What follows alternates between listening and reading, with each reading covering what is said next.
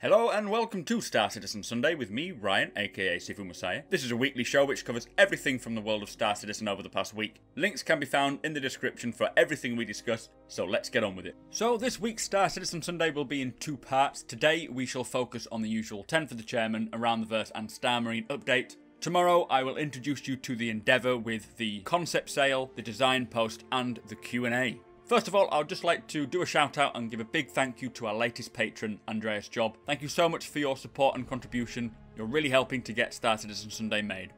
Kicking off with 10 for the Chairman, episode 68. Chris starts off by saying that he's on his way to the UK for CitizenCon, heading to the Manchester studios, getting it ready. He also mentions there's something about Operation Pitchfork at CitizenCon. I'm not sure what this means, God knows what it could be. But anyway, getting on with the questions. First one being, where is ship armour in development and when will we see it implemented? And he says that it's in the game now. There is armour on your ships. You don't see it now, but it is attached to the item port system and it modifies the damage amount taken. The plans are to add visual representation and there'll be a material swap coming where they'll change surface qualities. And when changed, it'll be more apparent, especially when the full damage system comes in. So, next question. How will coordinate spaces work in the verse? And Chris says that the centre of Star Citizen will be known as 000, which is your X, Y and Z coordinates. And the centre is pretty much what everything will orbit around. They're figuring out whether or not to give you set nav points or enter a random XYZ and then you can quantum travel to that. As I say, they're still playing around with it to try and figure out what works best. Anyway, third question. How will uncontrolled and controlled space differ? If exploring and you inevitably head into uncontrolled space, would it be impossible to avoid PvP? And Chris actually says that when you go into uncharted space, you are unlikely to see players, and as an explorer, you will spend a lot of your time in perhaps uncharted space. And because of this, there are not likely to be people there because it's uncharted. The PvP slider will come into effect, and this is to choose how much percentage-wise of players you see, real players. You can never have it completely on 0. The minimal you'll have is about 10%. But there's always going to be a chance that you'll find someone. And he did say that there will be stuff for big groups or parties who want and don't want PvP. So the way it all works is it'll filter out those who want it with PvP, and those who don't want it will see a much reduced amount of PvP in their travels. So moving on, what is the vision for NPC crews and what limitations, if any, will we see? And Chris says that they'll definitely need to have NPCs for some of the larger ships from, say, the Idris size, etc. Obviously things like the Constellation you wouldn't, but when you're getting ships the size of an Idris, trying to find enough players, unless you're in a major org, is going to be difficult. Now, obviously, NPCs won't be as self-aware as real players, and you'll need to give them more specific tasks in order for them to know what they need to do. They will effectively fill roles dependent on their rating, so a better NPC would cost higher. You can, over time, their stats will increase, they will get better at certain things if you keep putting them on the turret, perhaps, and they will get better, but then obviously the price may go up. Now, there is currently a 90 to 10% ratio of AI to real life, so 9 out of 10 people you are likely to run into will be AI, so they know there's a big emphasis on getting the AI realistic, and they are working to do that. Anyway, next question. Will orgs be able to engage in guild wars or enter alliances to give some form of bonus or benefits? Can an entire org become blacklisted by law enforcement, similar to real world, who has alliances with orgs who have obviously pissed off the UEE, etc. And he says, yes, definitely, you can engage in guild wars. He expects there will be many of them. There'll definitely be some guild wars with the contradictory morals of each guild or organisation. He says they're building 3 levels of gameplay. The first is solo, the second is sort of his group of friends by way of a raid, etc. And then there'll be big org gameplay, and this will be areas for orgs to fight over. But he did say that if orgs persist in attacking UEE or government officials, then yes, they will become an enemy of the state, and they will go after that org to try and take them out. He's not sure how it will all work, but it should be interesting, he says, so fingers crossed it all works out fine. Now the next question, an interesting question, is in regards to trading in Star Citizen. Instead of just the basic, you pay this for this service, they say, can you take a cut from the profit of a shared information? So for example, if you found an asteroid field, can you say you can have the deed to it or the location of it if you give me 30% of the profit made? He says he's not sure about the profit share. The first stage of the game, it will just be basic trading, but you can probably do it personally where you just sign an agreement, like a virtual handshake, and leave it up to the trust of you and that person to give you that percentage. Long term though, he says, you never know, they may put something in there. Next question is, will there be a real life price for UEC to combat gold farming induced inflation? And he says deflation is always a threat. With a 90 to 10% player ratio, it should keep it to a good standard. The II will basically keep the economy going. They will still be doing their things in the background, keeping this economy balanced. He says it's a really good tool if a player does find ways to exploit this so it won't completely crash the system. And players will have the ability, or will be able to affect the economy slightly, but it won't have a global effect. It'll only be certain precise areas if they had a big enough force. And he says in terms of long-term money earnings for servers, they will allow people who can't play every day the option to buy things with real money, so they don't have to spend hours trying to build it up. He also says there will be things to make gold farming difficult, but they won't be able to stop it completely. But they are putting things in place to just sort of halt it and hopefully keep it under wraps. Anyway, next question. Will NPCs work for a player when logged off or offline? Or can I just hire an NPC to do a mission for me while I am logged in, sitting in the hangar or in a bar waiting for them to finish? And he says he doesn't think that AI will continue while you are offline. You can hire NPCs to do missions while you're in a bar, etc. As long as you are logged on, then you can hire NPCs to do whatever you need them to. But as soon as you log off, I assume they'll stop somehow, or I don't know. We'll have to wait and see. So next question. Second to last question is, will there be trade lanes? And he says they're not setting mechanical lanes, but they will naturally occur. Open space travel will be an option, so you can travel anywhere you want to get to a certain destination. But as I've mentioned before, I would have thought a lot of space lanes will open up naturally because of just quickest and safest place from A to B, and you'll be sticking with the crowds. And he did say there's different flight modes, so you'd have low speed for landing or for flying close to other ships and structures, etc. Ideal for when you're in space lanes. Then there's something called SCM, which is Space Combat Maneuvering, which is low speed combat velocity. Then there's cruise, which is sort of a mix between the two, going a lot faster, but you can't turn as fast, and that's more for when you want to travel long distances but without using quantum travel. So, final question. Will players travelling in fleets be able to send out scout ships to check out the route ahead? How will this work with instancing and matchmaking? And he says, yes, if you're in a fleet, you can send friends out to go check further afield. And he says that a server will only start up if there's more than that max in that server. So you'll always be in the same server until it gets to the magic number, and then it'll spill over. But he says if you are in a party, then it would keep you in a group. You can mark people as persons of interest. And also it'll keep slots open in servers for friends. So anyway, that was the 10 for the chairman. Please tell me your thoughts. Now he says that he's in England for the next 4 weeks, so there's likely not going to be a 10 for the chairman next week, but he may be able to bring it to us. He says there's some cool stuff coming at CitizenCon, and I'm so excited for it. Slavering in Croshaw. A month-long undercover operation between advocacy and local law enforcement leads to 13 arrests and more than 24 captives freed.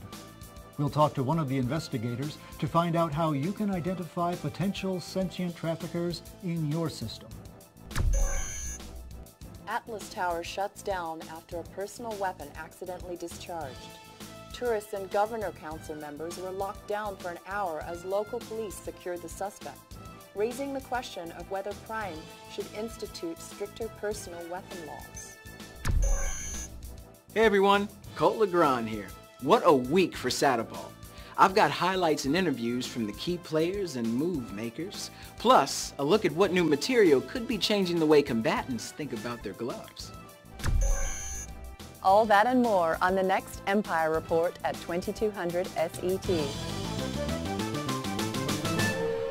So, this week's Around the Verse was classed as Season 2 of Around the Verse. They have revamped it all, they've got a new studio, they're doing things a little differently, a little more professional, and it does look good. Sandy and Ben start off by saying they've made changes, they've upgraded the content, they're bringing new energy. They're getting the swag bags, the food and drinks, the seating, the Concord tours, all getting them arranged for CitizenCon. She is now in the UK with Chris. It is getting very, very close. If you are going to CitizenCon, you should be able to print your tickets off soon. I shall keep you informed, probably via Twitter first off, so don't forget to follow us on Twitter at SuperMacBrother. Anyway, news from around the verse, starting with Santa Monica CIG. They're obviously working on the Caterpillar. This is a medium hauler. Unfortunately, they cannot discuss much yet, but they have already showed us some last week. They're rigging a bunch of characters again. but they can't say much again, unfortunately. They're finishing up the Connie, and hopefully we'll be able to see it very soon. Austin CIG, they are finishing up Art Core Phase 2, and this is the new area, the construction zone, which was mentioned last week. In the Precision universe, it will be off limits by day, but by night it may be a seedy area, I think is what they said. They're also working on the buggy, they say, and they keep dropping hints in about this buggy. And today they said it could migrate up the elevator, so somehow, somewhere, they'll be relevant in the Art Core social module. I don't know if it's just to fanny around with and play around, or if there's actually a need for them. They're also applying G-force and damage to the buggy as well, which will make it feel a lot realistic. I think the buggy, strangely enough, is still quite buggy,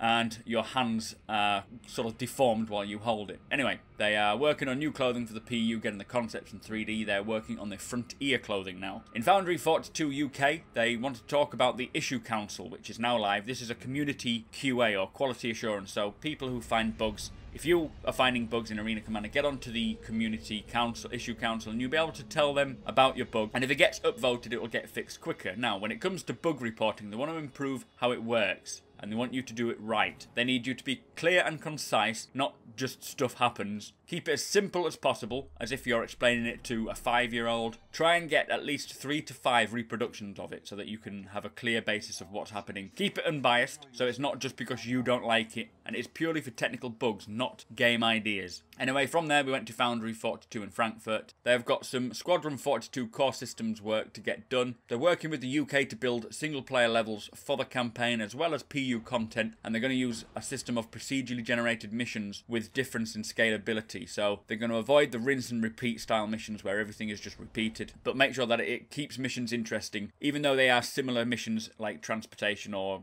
deliveries, they'll use procedural generation to create these missions, but they will mix them up a bit so it's not going to be the same thing over and over again. Anyway, from there, Jared sat down with Dave Haddock, who is the lead writer. He is someone who has been with the production pretty much from the offset. Definitely always worth hearing what he has to say. After that, it was Shipshape with Lisa Ohanian, and she had a special guest, Matt Sherman, on, who was specifically talking about components. And as we know, there are 9 types of components, and the V0 rollout will be in a couple of months. They say that likely with the V0, there's going to be power plants, shield generators, and coolers. Nothing more until they get them online and get them working. This means that, for example, the 300 will have a choice of 3 power plants rather than just the 1, etc., etc. Eventually, they'll have racing tuned, stealth tuned, military tuned, commercial tuned variants, all different variants for different roles. Stealth will have a low infrared output but less power output, so you can style your ship to your style. The Aurora Clipper, for example, will have an industry power plant, or a pair of them it says, which will give it lots of power, but again, a big signature, so you're sort of got your trade-offs. When it comes to placement, they're going to use quite logical ideas. The life support system needs to be accessed easily, so if you are in your cockpit, you should be able to access it there. The 300, they're currently trying to plot out where all the components go, and we can see some images of where their general thoughts are, and on the Constellation you will go about pulling out panels to access components, and they said it'll just feel really great. Anyway, moving on to behind the scenes with the Misk Endeavour with Ben Lesnick and Jared Huckabee. It was inspired by the Discovery from 2001, and they've been wanting to introduce non-combat ships. Currently all we have are combat variants that we can play with. Obviously things like the Reclaimer are not combat, or the Orion, but it's good to see another one that is not based around all combat. So as you can see by the impressive drawing they brought, there are 3 parts to the Endeavour. The first one being the drive unit, which is where the power is. The second being the workshop, and this is where all the fun happens, so you can fit all sorts of attachments to it. These are called pod attachments, and there are 6 spaces. Now, using the footage, for a 2x1 pod, it takes up 2 of the 6.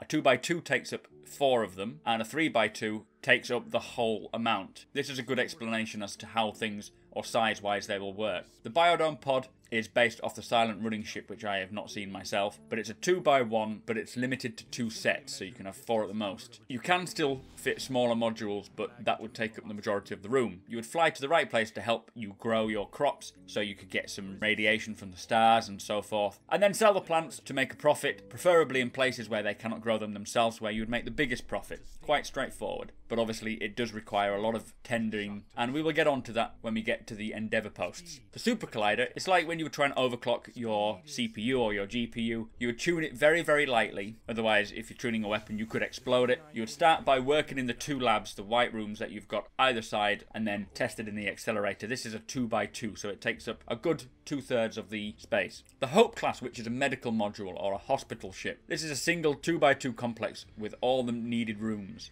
Also, underneath you can fit a landing bay, which when you use it in conjunction with the medical ship, it acts as an ambulance bay, and it can hold 2 cutlasses. It's 2 cutlasses deep, so you could have 2 cutlass reds as your ambulance to go off, bring people in, get them into the hospital and take care of them. It is limited to 1 bay per ship though, so you can't have more than 1 landing bay. Also, a note is that the UE Navy does use these ships as hospital ships, so they are tried and tested. Anyway, the third part of the endeavour is the Explorer cab. Now this is the front cab, the cockpit area. It's detachable as well, so you can break off from the main ship and that would then become a station. The main cab is heavily armoured and shielded, and it's used to go into dangerous environments. There's no jump drive, it's not very fast, and it must link up with the drive unit in order to jump between systems. So once you detach, you must then return to your ship in order to travel from system to system. Now if your Explorer cab was destroyed, the rest of the ship can function as a station as said, or you could use something like the Crucible to tow it in, and they did say the Crucible's coming soon, but you are not able to buy an Explorer separate yet, because obviously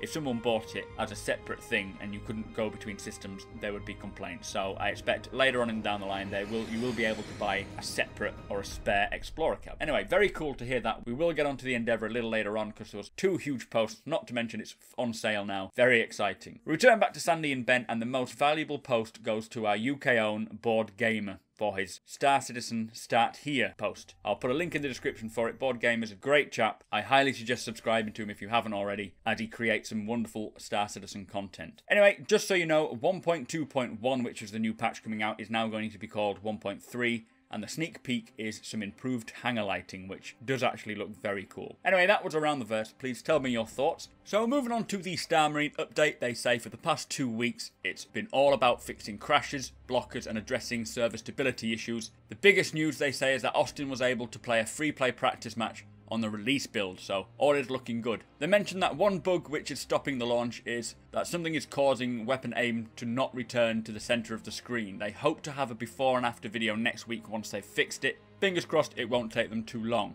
So some of the changes, updates, fixes and issues are in gameplay and engineering, continued tweaks to the Arrowhead sniper rifle. They have fixed weapon animations not playing. They've committed a first pass on decibel-based visor radar system, which I believe will be your radar picking up sound like footsteps and gunshots. They're also working on the sniper overcharge visual effects, which we shall see later. They've updated the medium character item attachment points to be better aligned. They're looking at various cover ladder and med pen bugs. The ladder footstep sound effects triggers correctly now. They have fixed missing crosshairs on some weapons. They have unified the recharge rate for energy weapons, so they'll recharge at the same speed for all of them, but some will take longer due to larger magazines. And they're investigating additional audio hookups to the breathing manager to hook up the stamina and player injury states. So I believe these will affect your aim when you are injured or when you are out of breath. So in the UI side of things, they have fixed bugs related to the HUD visor widgets and internal helmet geo. They have changed the size and colour of the FPS indicators and have reviewed new line work on the light helmets for Marine and Outlaw.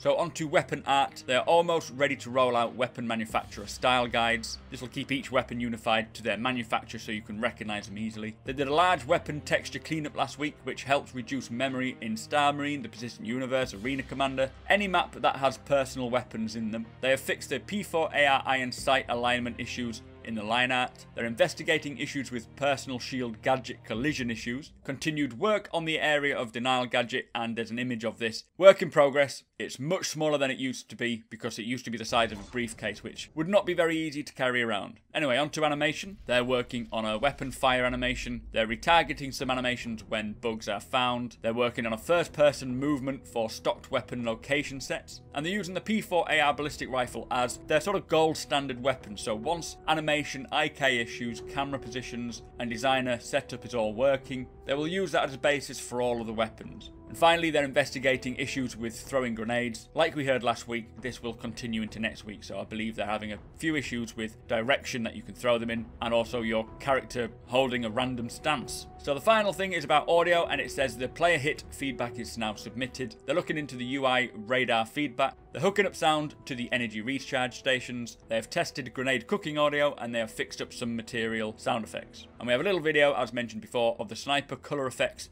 when you do the charging on the sniper. Very, very cool.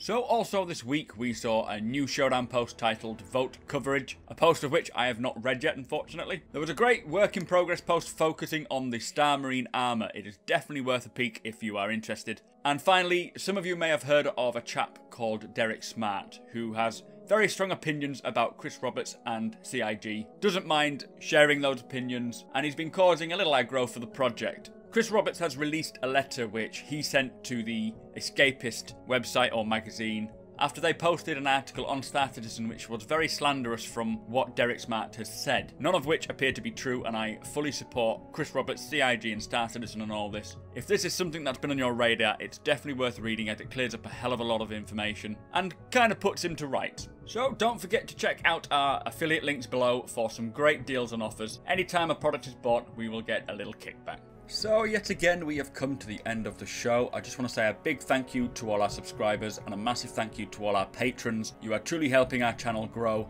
If you are interested or able to help us out in way of a monthly donation from as little as $1 to any amount you deem fit, check out our Patreon page in the description. This really helps our channel to create more videos, better quality videos, and it allows us to get better hardware, better software, plus it allows us to spend more time on creating the videos. Don't forget to subscribe, comment if you have anything to say, show me the love by hitting the like button and share it with all your friends and enemies. Thank you for watching and I shall see you in next week's show.